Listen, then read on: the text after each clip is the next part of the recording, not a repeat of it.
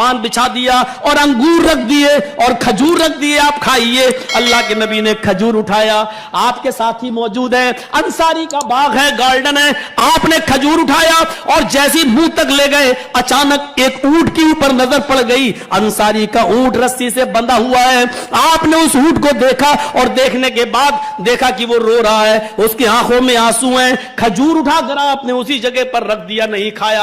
आप उठ गए और अंसारी नौजवान के उस ऊंट के पास चले गए। जैसे ही उसके आंखों से आंसू देखे तो आपने अपने हाथों से उसके आंसू ऐसे पोंछने लगे, सर उसका पकड़ लिया, ऐसे ऐसे करने लगे, उसके आंसू पोंछे। उसने अपना सर नबी के सीने से लगा दिया, ऊंट ने अपना सर नबी के सीने से लगा दिया और बिलखने लगा, ऐसे बिलखने लगा, रोने लगा। अल्लाह के नबी उस वक्त तक उसका सर सहलाते रहे जब तक कि उसका बिलखना और उसका रोना बंद नहीं हो गया। जब वो बिलख कर रो कर चुप हो गया तो अल्लाह के नबी ने फरमाया, अबू दाऊद के अल्फाज हैं, मन रब्बु हाज़ल जमल, इस ऊंट का मालिक कौन है? ये किसका है ये ऊंट? अंसारी बोला मेरा। आपने फरमाया इधर आओ। कहने लगा क्या है?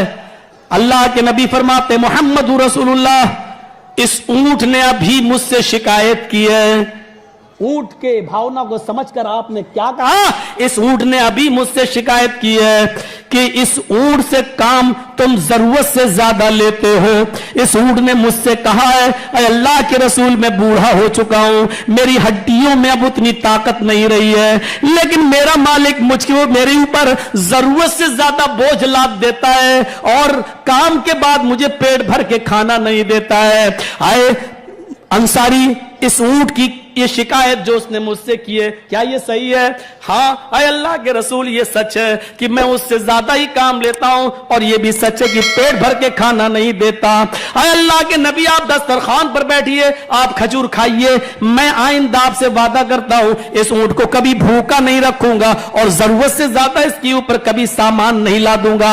आपने फरमाया, आए अबू, आए मंसारी नौजवान, अल्लाह ने मुझे रहमतुल लिल आलमीन बनाकर भेजा है।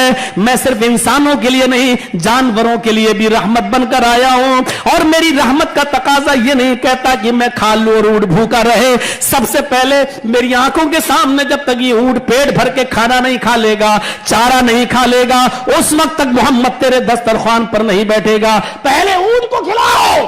पहले ऊंट को खिलाया गया। जब ऊंट पेट भर के खा चुका तब अल्लाह के रसूल उस अंसारी नौजवान के दस्तरखान पर बैठे। मीडिया वालों, इन वाकयात की रोशनी में ईमानदारी के साथ बताओ कि इस्लाम कैसा लग रहा है। इन वाकयात की रोशनी में बताओ कि सनातन धर्म तुम्हें कैसा नजर आ रहा है। अब तुम्हें हम पॉलिटिकल लोगों के हवाले तो नहीं देंगे, लेकिन इस इस्लाम को, इस सनातन धर्म को अब रुस्वा मत करना, क्योंकि तुम्हें भी ऊपर जवाब देना है। तुम्हें भी तुम्हारे धर्म के मुताबिक मरने के बाद चैन सुकून तो है नहीं। हमारे यहां यह कि मरने के बाद इंसान दोबारा जिंदा होगा कयामत के दिन, और आपके यहां है आवागम।